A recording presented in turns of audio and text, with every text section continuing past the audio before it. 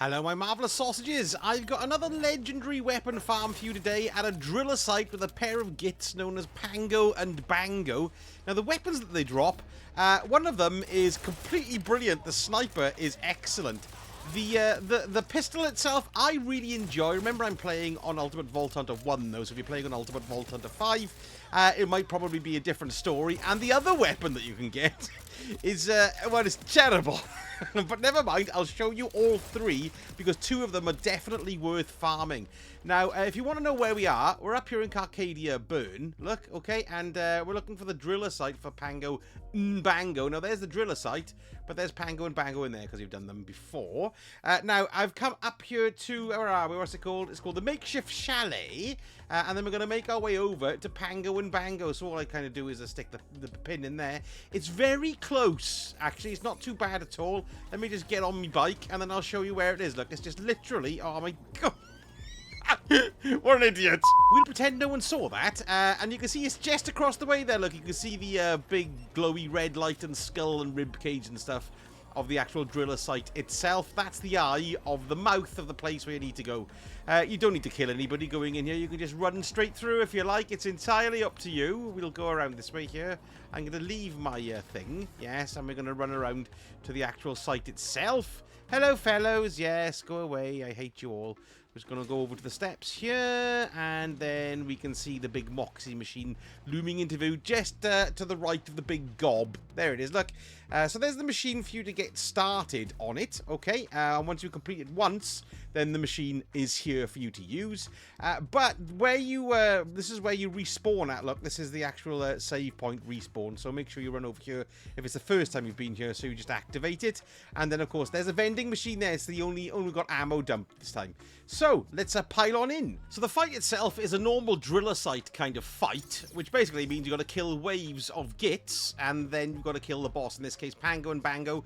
There's two of them. They're like big, galumphing, sort of, what do you call them? Oh, what are they called? Oh, you know, not paladins. Oh, what's the name of them? Anyway, they're like massive armadillo gits, do you know what I mean? So, but we've got to kill enough of the normal fellows in order to summon them.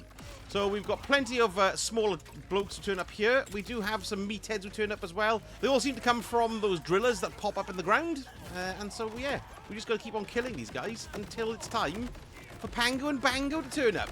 I'm currently using my linebacker here, which is very, very good. But, of course, some of the guns that I'm fighting for, I'll show you them all in a bit more detail. But this is the... what's this one called again? I can't remember the name of it. It's ridiculous. All the time. I'm using it all the time. It is called the Phantom Flame. Now, it's a pistol, but what's good is if you aim down sights, it says lock there in the center, and then... Look, it just delivers kick-ins straight away. It's lovely. And it's got a fantastic range as well. Look, so it'll lock on him, and... Look, it's very good. It locks on from a distance, and it's just a really good gun. But it's probably my favourite pistol I've used. I don't use pistols very much, but I think I'm going to be using this one quite a bit. It's very nice, isn't it? Yeah, I like that a lot. It's great. There we go. You can see the first of the meatheads turning up here as well. So, Queen's meathead. There we are. Ta-da, Queen's meathead. Then we've got another one turning up here with his rotating shield. And you kind of get a few waves of these guys before Pango and Bango turn up themselves. Oh, bugger, I died again. Yeah, let's use my linebacker. There we go. Very useful, the linebacker. Yeah, you do get some turning up from here as well. So be careful you don't get caught in a pincer movement. Because they can spawn behind you. Those driller things pop up from the ground behind you there. It's very irritating. Is he dead? Right, here we go. There's Pango and there's Bango. So what we need to do is kick their faces in. Let's do a quick bit of a reload. Now, one of them's a bigger one and one of them's a smaller one, but they do kind of clump together, and then the little one tends to charge you. Here he comes, look.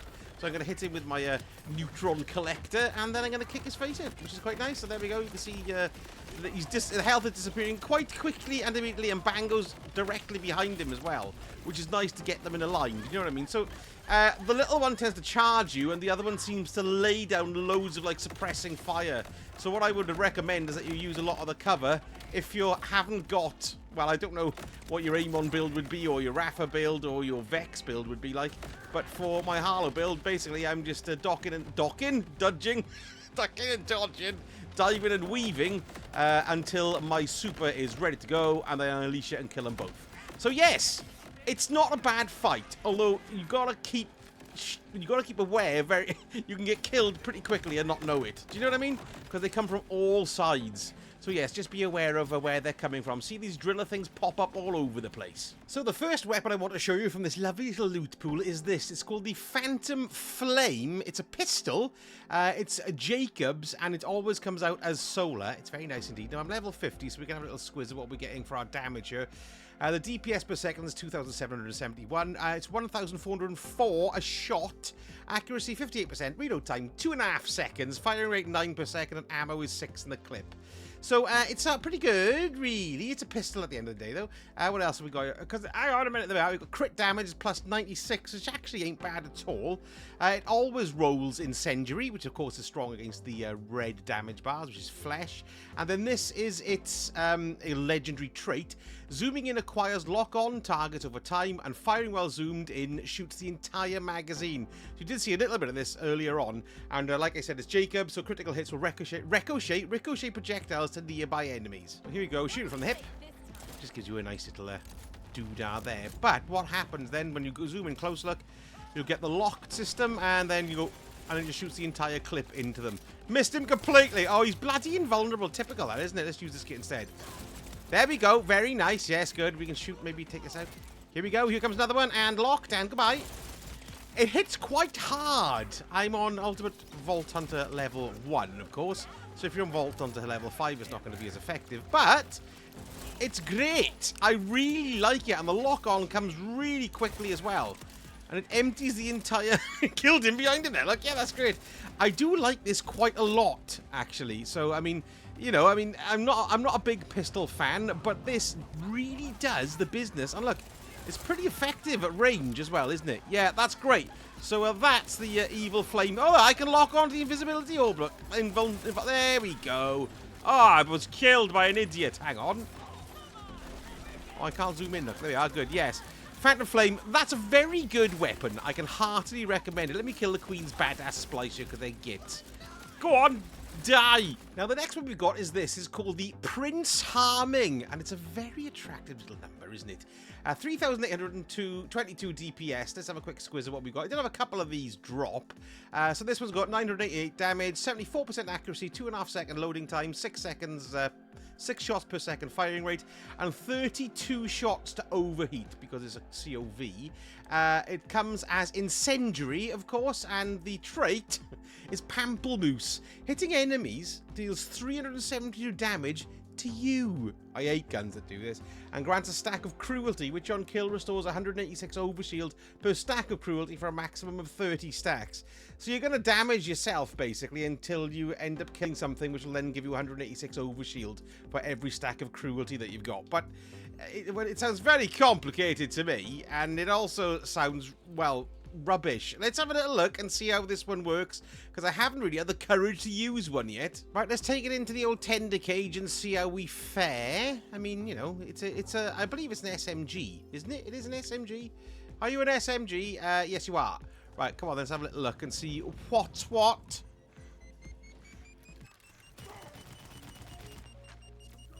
Yeah, so you can see it's depleting my shield, and then I get an overshield stack on the kill. Now, I mean, do you need this? It's strange. Does it? I mean, it's not bad, you know. It's all right. But look, my shield's going down. So I dare say, if you're using this on somebody with a larger health bar, you're not having much fun at all. Let's find somebody with a larger health bar. Have you got... No, that's just normal one. Hang on, let's find someone. There we are. We get the overshield back. So you get the overshield back, but you don't get your underlying shield charge, and then in turn your health. Look, so it's always going to be eating. There we are. I killed myself. Ah! What happened then? Can I kill myself? That's bizarre, isn't it? Yeah, so it's inevitably going to eat into your health pool. There we go. Queen's meathead, look. Right, so I'm damaging me as much as I'm damaging him. It's okay. But it's just odd. I don't see much point of these kinds of weapons. Let me know, right, if I'm completely misinterpreting this and this is some kind of brilliant weapon that I just simply haven't got my head around. Because I'm still receiving damage when they're on fire. Do you know what I mean? It would seem. Yeah, so It's alright, you know, it's no different from any other gun, really, except for the fact that it hurts you and gives you an overshield, while at the same time hurting you. Yeah, how bizarre. I'm dead again. Look, I'm sure I got shot in the head. But there we are, yeah. So there's your Prince Harming. Not very exciting. I did have another one drop as well, so we'll compare them. They're both reforged gorging Prince Harmings, really. That one's just a bit less on the damage. This one's got Hyperion shields, okay, so Zoom and a Cove license magazine, and one's got Daedalus and one's got Ripper. Look, so there we go. I mean, you know, it's worth 375 grand, so at least you could sell it for a bit of cash. But yeah, I just don't get particularly excited about that one, do you? And the final one we've got is the Stray Sniper Rifle. Now, this is excellent. I do like the way this looks as well. This one I've got here is kinetic only, but let's have a little squiz of what we've got damage-wise. So we've got 1,753 times 3, because I'll explain that in a moment. 92% accuracy, 2.9 seconds loading time, 2.5 shots per second, and 10 ammo in the doodads. They've got a plus 50 on crits there, but of course that changes here or thereabouts. But here, Stray fires 2 secondary bullets that home in on nearby targets. So you're going to be hitting for that 1,753, 1 for where you hit and 2 for where the other bullets home in on. You can't really pick where it homes in on.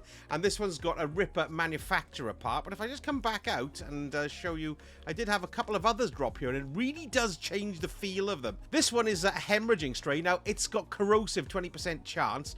Damage is slightly less, but it gives you the corrosive damage. But it's got fires missiles at it that deal 758 each. This one's Ripper as well. And then I also had this one here as well, and this one's got electroshock damage on it. But this one here, I think, is my favorite, because overall, right, it's got the least damage to hit, but you've got all the corrosive, plus it's got a lovely scope on it, which is quite nice. So I can just, there you are. It's difficult to see it, is it? No, it shouldn't be too bad, actually. Let's see how we do. Yeah, and it fires auto like that as well.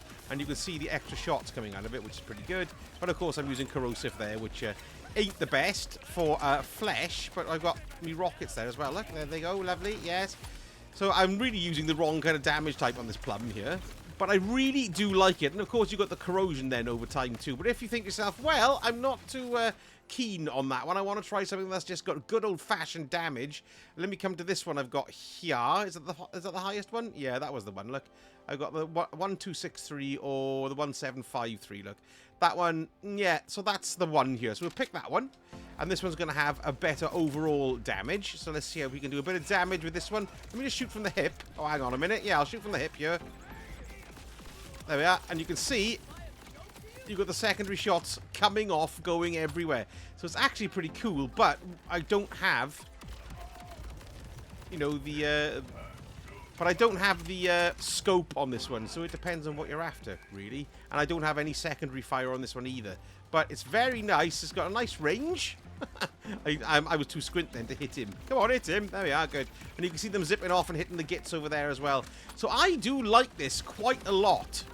This is a very nice sniper rifle. The Katagawa's Revenge I still think is the best.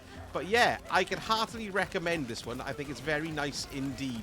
And, you know, the corrosive works as well, but of course that's situational. So, you know, yes, very good. So the Stray is probably, I don't know though, I think I prefer the Phantom Flame to the Stray, to be honest. But then I do like a nice sniper too. Lovely stuff. Eat this, Bango. Oh, bugger. So definitely worth farming Pango Bango there for the Phantom Flame pistol. That's great. And also the Stray sniper. That's very good too. Prince Harming, though, I don't particularly care for. Let me know in the comments what you reckon. And did you get any nice juicy rolls to drop? Perhaps something that I haven't mentioned here? I'd love to know. And don't forget, if you're liking the vid, give me a hype, because that's the new thing on YouTube now. Help me get my videos out there a bit more if you enjoyed it. Thank you so much for watching. I shall speak to you all again very soon. A sausage, a hurt, Bernard.